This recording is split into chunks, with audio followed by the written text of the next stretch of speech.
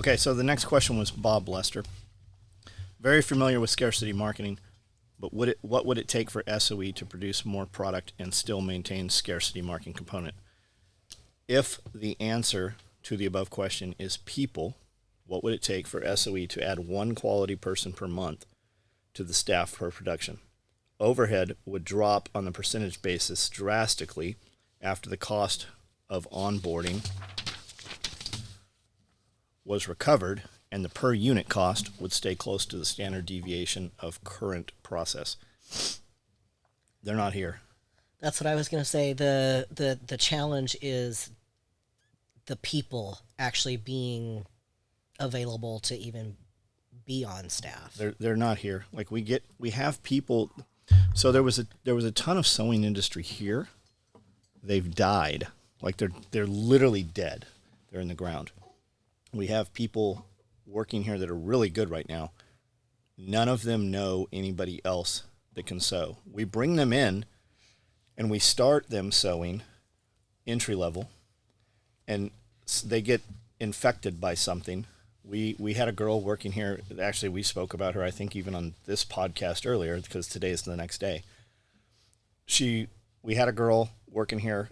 She'd worked here several times in the past, and she came back to work. She's like, I'm clean. When they say they're clean, they're never clean. Came in, did a really good job. She did a good enough job that I actually started her 20% higher than we start most people at. She did that good. And then the next week went absolutely crazy. This morning, I have a text from the dude that owns the gas station next door, and he's like, hey, one of your employees is in here smoking meth or crack in the bathroom. Do you want to handle it? Do you want me to call the police? What do you want to do? Before I even was here, a police officer had already been here looking for her and came back once I was here looking for her.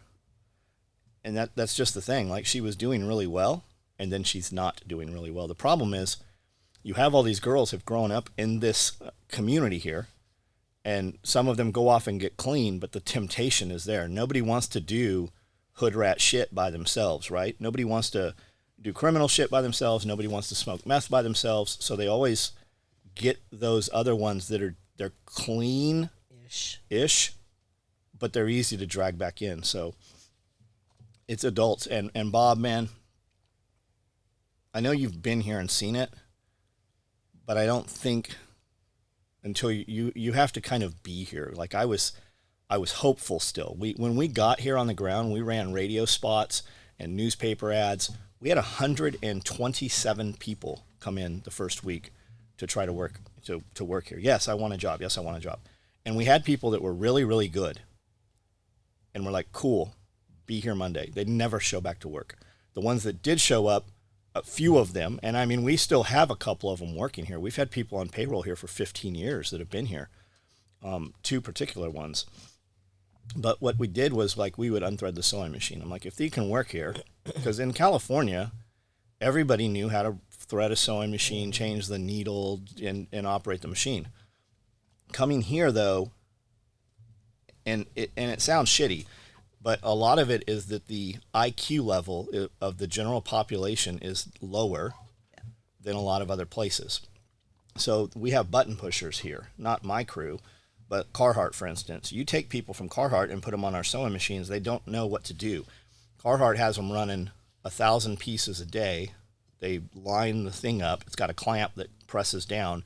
The machine is automated. You don't have to have any skill. You just have to have follow through. You just have to show up the next day. And we don't do that. We do smaller piece runs. To do larger piece runs, we have to go back to a dealer program. We have to give a margin and do that deal if we have more product. I don't really know what the answer is, and I know you will hold me accountable to that answer. The truth, I guess, is that I am comfortable. I'm very happy where I am. The real answer to make this business go beyond where it is we need to pull out of Camden. We need to go somewhere else. And we could go a lot of other places. Any place where there is sewing industry, we could pull Chinese, Vietnamese, Mexican labor. And I know somebody just got their hackles up hearing that, but that is the fucking truth. In San Diego, We had a lady walk through the door. There was a T-shirt company or something up the road. They did clothing, and we went over there and put flyers on all their cars right as they were about to get out of work. So the people who ran the business didn't have time to pull the flyers off, and some of them got them. And that day, two Mexican ladies came walking in, Maria and Imelda, and they sat down on the sewing machine and they could sew. I could just show them a product. Like, I could give them an assembled product. We didn't have half assembled products. We didn't have a product with 10 different stages where we had to show you it. They just looked at the product, took the pieces, and built the thing. And that was my first exposure to hiring sewing employees. So I thought that's what everybody did. That's what it should be. And we did that for 20 years ish. Then we get here and hire sewers. They can't even thread the sewing machines.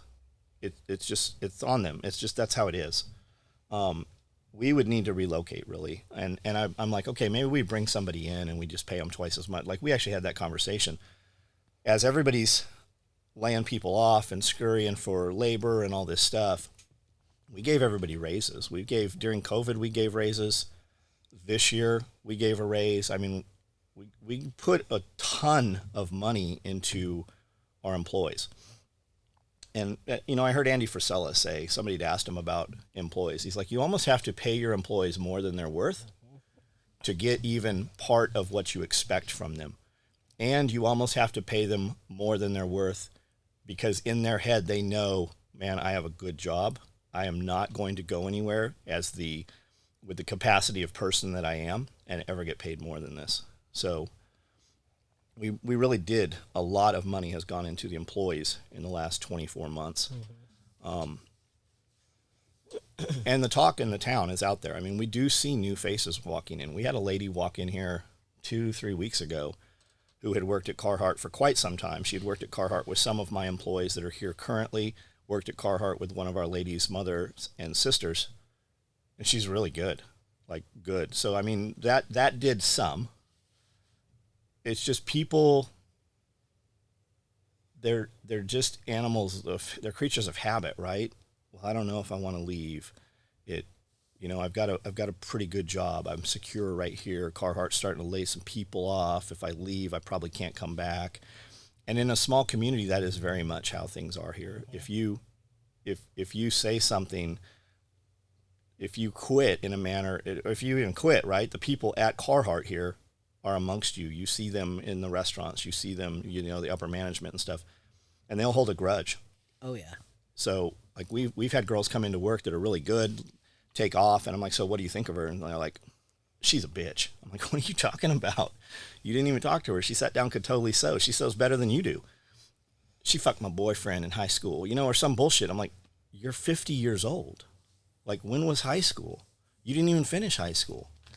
So there's a little bit of that. I seem to find myself answering all these questions with, I don't know.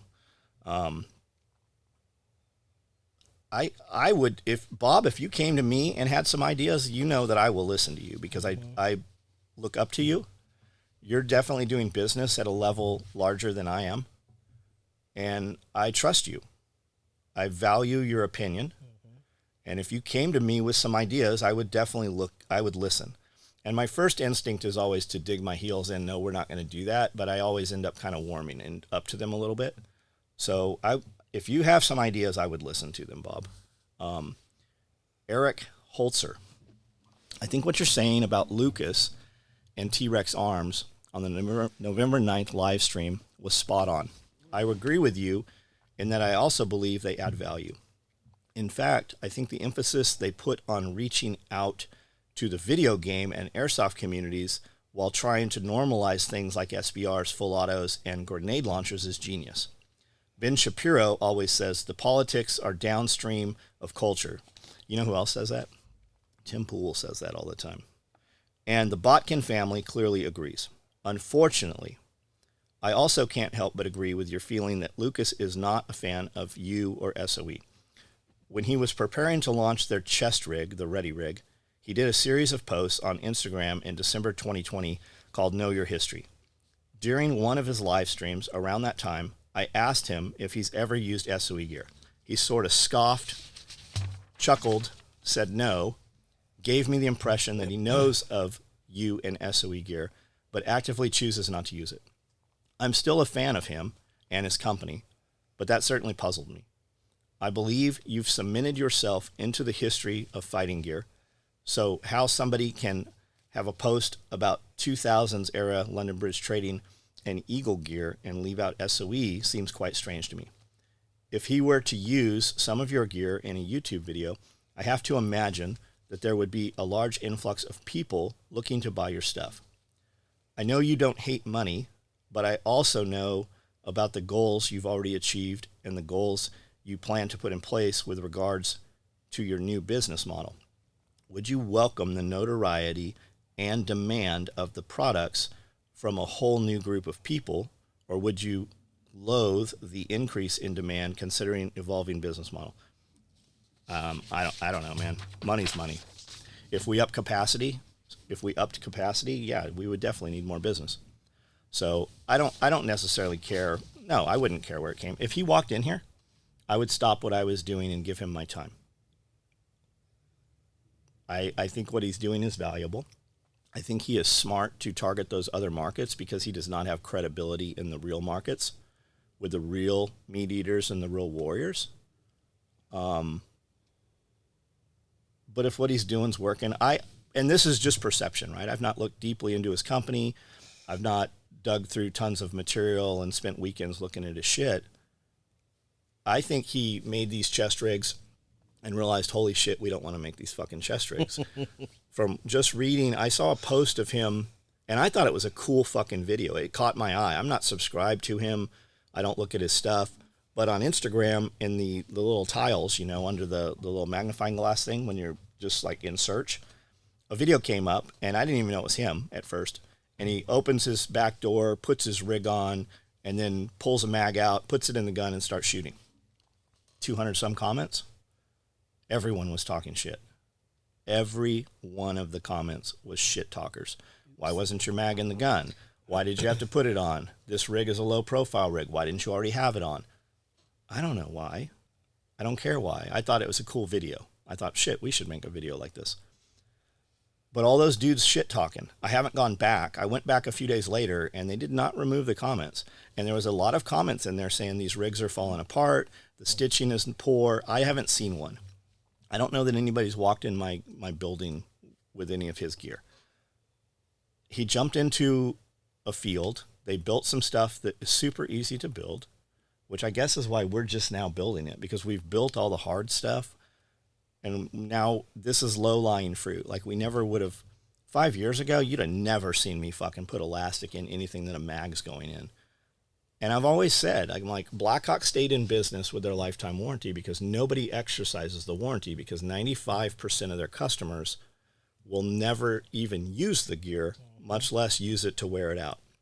So I never would have put, without an abrasion barrier inside elastic, I never would have put a magazine against elastic.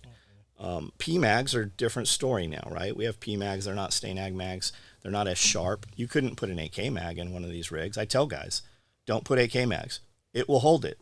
But when you fuck it up, I can't warranty it. It's a full replacement, and we won't warranty the elastic. It's made for a very specific reason like that. And that's what his shit is. It's all elastic.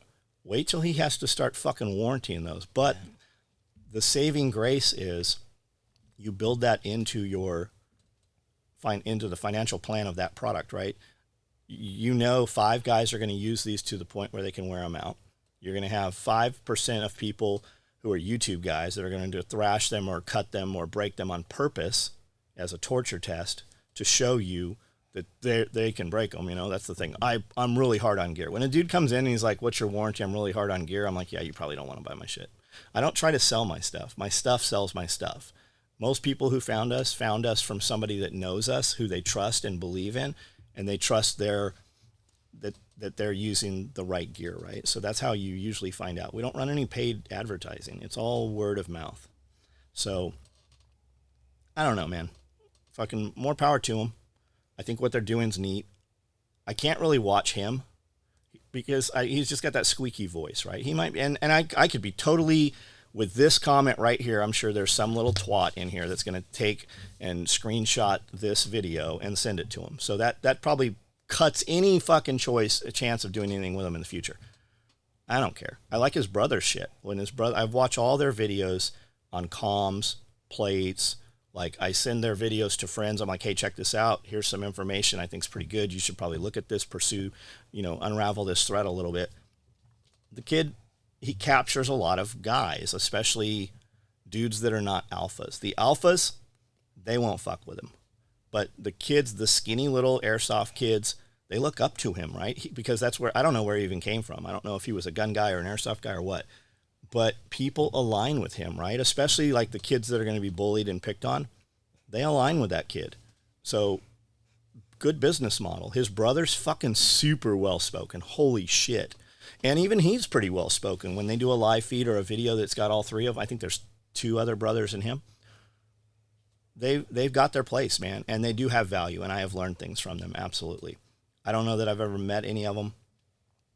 It's super weird that they haven't come to a class here or even come through Camden. That's weird. Means that you got guys like, Chris Costa, Pat Mack, all them, those big name guys come through here. They've all been in the building. They come hang out. They've been in Camden. They teach classes here. They take classes here. So, I don't know. Jeremy Wilson. Nope, you missed one. The top one. Gunfighter concealment. The fuck do you do? Gunfighter concealment. I take that to be like your Kydex holster guy. And some sort of concealment for gunfight. And I know we've talked before. Are you familiar with the giant in Kandahar? And do you believe there are Nephilim running around the earth? Yes, I'm familiar with the giant in Kandahar. I believe there was more than one of them. There's a lot of weird stuff that went on in Afghanistan and Iraq. Do I believe they're Nephilim? Maybe.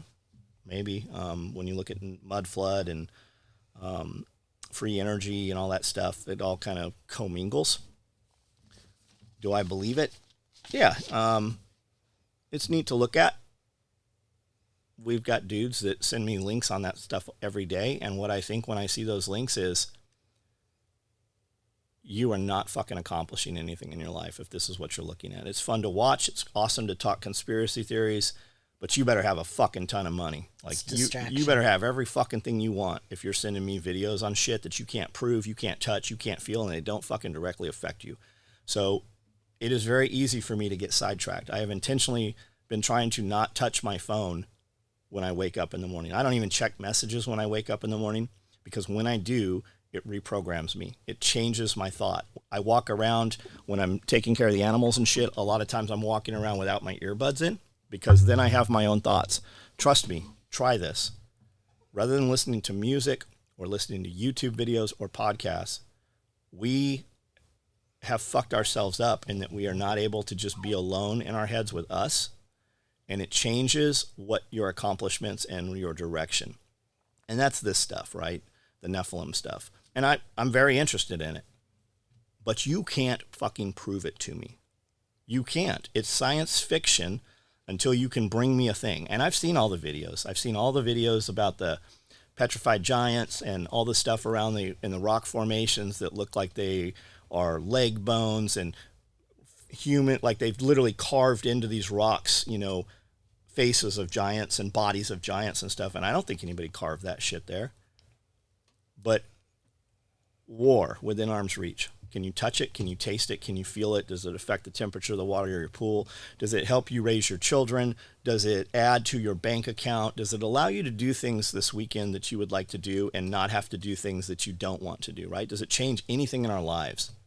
And I know when you ask this question, that's not the answer you were looking for. But I will very much jump down those rabbit holes and spend months watching every piece of content and reading about them. And it takes away from me. It takes away from me when I do those things. So I've stopped communicating. I don't answer those video links anymore. I don't talk to people. As soon as they send me a picture of a fucking wood pile or them in the gym or fucking something they've created, I'm always back to it. But I just fucking, you would think they'd get the hint, whoever you are, any of you. And if you're like, it's me I'm talking about fucking 50 different people. Jeremy Wilson. John, I was watching one of the previous videos and you were talking about carbs and inflammation, which was super informative and something I hadn't considered or known much about. So do you know what disease is? Do you know what cancer is?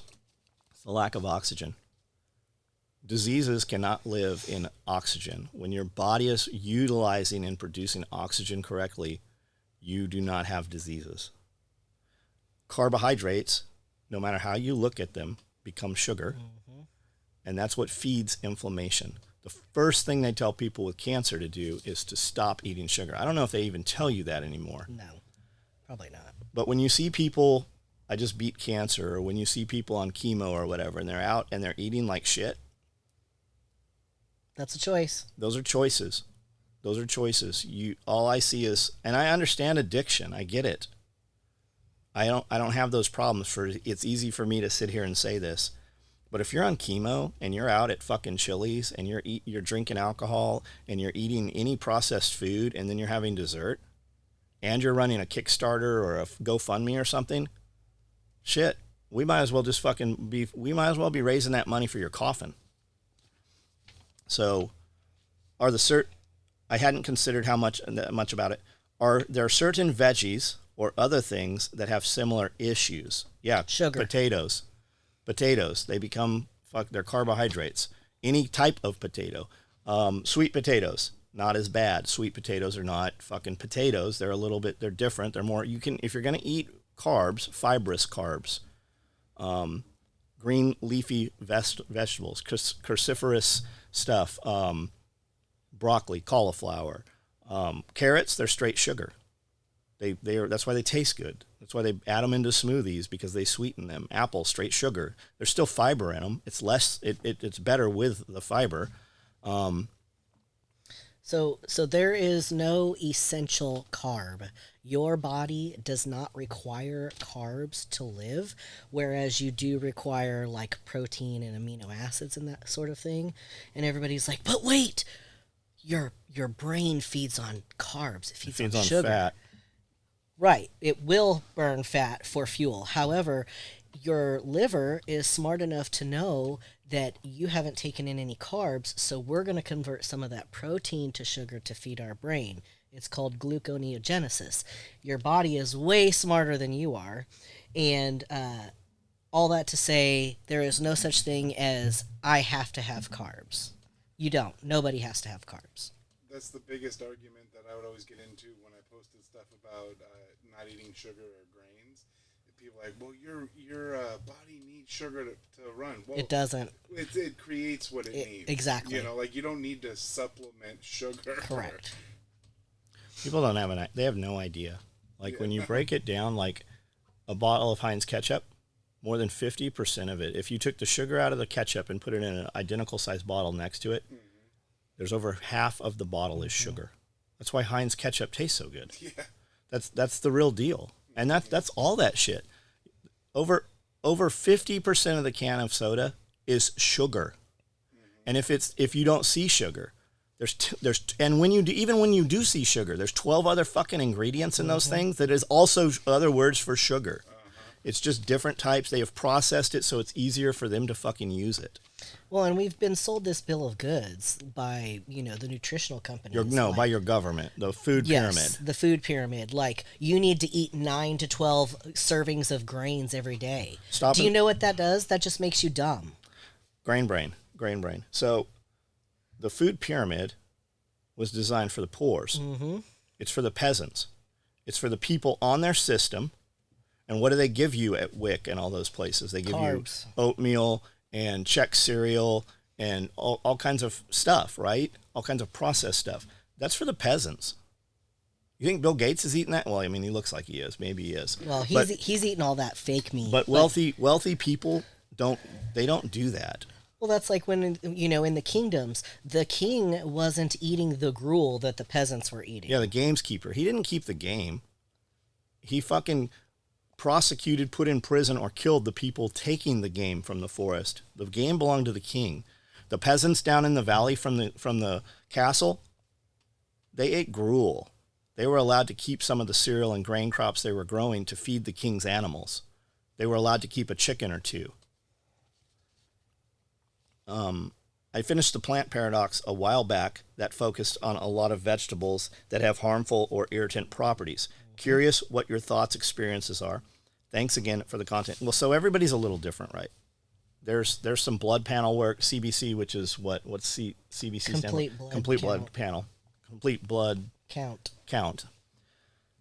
But your blood can be different than my blood. Your body's different than my body. So there's swabs and blood tests and all kinds of stuff. They'll tell you what you're allergic to, and they'll also tell you what you're lacking. I think we talked about it earlier in this podcast, actually. Ronnie Warren, what piece of equipment have you made, custom or one-off, that you're most proud of? I don't know, the shotgun rig. We even talked about that, I think, earlier in this podcast. The shotgun rig just worked right out of the gate. We didn't change anything with it. That's not custom, and it's not a one-off. What piece of equipment have you made, custom or one-off? Like the stuff in that like showroom type thing going up the stairs. Like that's what I thought when he was talking about. Yeah, those are neat. I mean, there's nothing special. I was thinking when you combine like multicam black with the leather. Yeah, it looks neat, but I mean, there's nothing special about any of that. I nothing jumps out, man. I'm very motivated to do something we haven't done, and then once we did it, I'm over it. Like everybody wants those leather hybrid multicam black leather bags and stuff. They only want them because they can't have them. if we built 100 of them, fucking, we wouldn't sell 100 of them. It's the not being able to get it thing. And guys that truly want it, they'll be like, I'll buy this for any amount. What's the amount, right? Money, motivated by money, but it has to be a lot of money. Like, guys are always like, how much for this thing? And I'd throw out a price I thought they wouldn't take, and they always took it. So I just stopped doing that. So he just stopped giving them prices because he's like, I'm going to have to fucking do it then. So I don't know. The stuff that I was super stoked on, I don't know, custom stuff. We can do custom stuff, but you got to pay me a lot of money to do it. Has there ever been anything that because I know that like back in the day, people would come to you and say, "This is what we need," and then you would create something to fit their needs. Has there ever been something like that you never sold to anybody else, but it was something cool that this specific person needed? No, I mean, in the very beginning, we did a lot of that shit. Nowadays, like, hey, I need this thing. Like, Eli will come in here with a good idea fairy, right? He'll come in and needs, ABC. And I'm like, okay, we can do that. But it's never the way he thought it was going to be. Because every time we did it, most of the times we did it, I'm like, we already have this. We're trying to build this thing when we have these two things right here that do exactly that, right? Yeah. So like, let's try to build it this way. So we build it, and I'm like, it was always, especially like compact stuff, right? Him and Paul Gomez all the time. Hey, I want to build this little sleeve that holds a quick clot and a hyphen chest seal and TK4, right? Because they're very compact. So we would build it up, and I'm like, no matter what we do with this, it makes it bulkier. Yeah. Go back to having it taped, right? Because Paul Gomez would just have it kind of taped with riggers, with Gorilla Tape, rigger tape, whatever. And then you have the tape if you need it, right? We can just peel that off and access these things. But when we put it in a sleeve, it always made it bulkier. Yep. So really, we should have just put it out with a sleeve, because you see 100 different companies doing that now. People will buy anything. Well, that's the thing about specifically stuff like tactical gear. I think we talked about this a few weeks ago. Anybody can make something that looks like it's cool, but you have to know the problem you're solving when you're making the product, and not every company does that. They just are making something that's cool and probably will never work. There's some of both. There's guys out there that are really doing shit that can't design gear. Yeah. James never could design gear. James would come in with ideas all the time, but they never sold. They were never. He just couldn't design gear, even though he was out there using gear all the time, right? Yeah. And if you look at the gear James uses most recently, it was all of our old stuff, right? All of his stuff had Rallyman pockets on it and stuff from, early 90s, early 2000s, late 90s. And then you've got dudes designing gear, and then they create a market for it, right? Who's the market for all this super light, thin shit? It's all the kids, right? It's the gun game guys. Yeah. It only holds 3 mags, and that's what Jeff was saying. He's like, you don't see the other fucking 20 fucking dudes with mags there. You don't see those guys, all those people. Well, that's specifically what I was thinking about, is that super light, like laser cut shit, where I've never held it in my hands, but it looks like under any stress it's going to fall apart. So here's the secret. The laser cut shit's not lighter. It's not? No. To make the laser cut stuff, it's laminate. So they take 2 pieces of material and they fucking put it back to back and they flame laminate this shit. It's stiffer, but it's not fucking lighter because it's 2 pieces of material with an adhesive in the middle. Yeah. Here's the secret. This is why these guys are doing all this laser cut shit. Because they can't fucking sew. Mm-hmm. No, that's why. That's why. I Look at Whiskey whoever. There's this kid that sells a bunch of supplies. And I say he's a kid. He might be a fucking 50-year-old dude. I don't know. But he's got a bunch of laser machines, and he buys a bunch of materials, and he sells material by the yard. We could stop making gear and sell material and be higher profit selling material than selling gear. So if you look at the chest rigs he makes, the only place there's any stitching on these chest rigs is on the tab that folds over to hold the buckle on and the part that holds the belt on, and maybe down the sides. Like there is no stitching on these things because he has figured out, and these guys doing this laser shit have figured out, we don't have to have skilled labor to do this. Anybody can do this. And if you have a tacking machine, you all they have to do is line it up and push a button, It's and the machine does it. Programmable tackers. Yeah, that's if you look at technical clothing, right? Like Arc'teryx and all the higher end cold weather rain gear and stuff. There's no stitching on them. It's all fucking adhesive, and it's RF frequency bound together.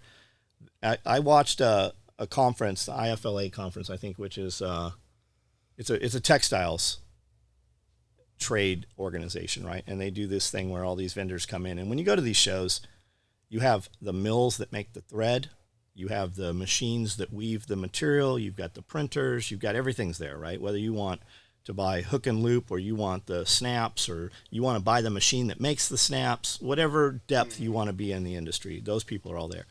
And I was listening to a conference, and the president and some people, I think it was Arc'teryx and Outdoor Research, and a bunch of people were there, right? And they said that the industry in 10 years there won't be any sewing industry anymore within technical clothing. They're already there. They're there now. Go to REI. There's fucking no stitching in almost all of your high-end clothing. There is no melted sewing. Together. Yeah. That's interesting. Especially with like a winter parka or something. That kind of makes sense. I mean, unless you're really going to be rough with it. Because every place there's a needle is a opportunity for moisture to come through. Exactly. Yeah. We had I think it was called the ISSH. It was in Long Beach, and it was one of those textile things, and like anything that you can imagine that had anything to do with making apparel, they had there, and they had the people who made the stuff that they were selling too. Yeah, it's like the Magic Show, Men's Apparel Guild. Out of Las Vegas. They have 3 or 4 of those. It's like outdoor retail trade show. There's several of those a year. There's a big one, and then there's the winter show. There's a bunch of stuff like that. You want to print T-shirts? The big shows in Atlanta. They have several of them. You go in, and they've got the guy. They'll make your T-shirt blanks. They'll sell you T-shirt blanks. They'll sell you transfers. They'll sell you direct to garment. I mean, anything you want to do. Yeah. All the Swarovski crystals. They'll take your pattern, put it on, so all you do is heat press all your Swarovski crystals. Whatever your market is, they have everything there for you. The last time I went to that thing, it was just at the beginning of QR codes, and that's what they had crystals in the shape of QR codes on their shirts. So you could just scan it and see all their shit. Yeah. It's neat. That's it. That's the last question. That's the last question. Well, guys, thank you for the questions. I thought we had a lot more. I guess we did more yesterday than I thought we did. We did more yesterday than we did this time. I thought we only got through like 4 or 5 yesterday, but I guess not. Yeah. All right, guys. Well, thank you for your questions. I hope we answered and gave you some things to think about. More importantly, I hope there's something actionable in there. And type them out next week, and we'll do this again. Thanks. Trying to tear us down.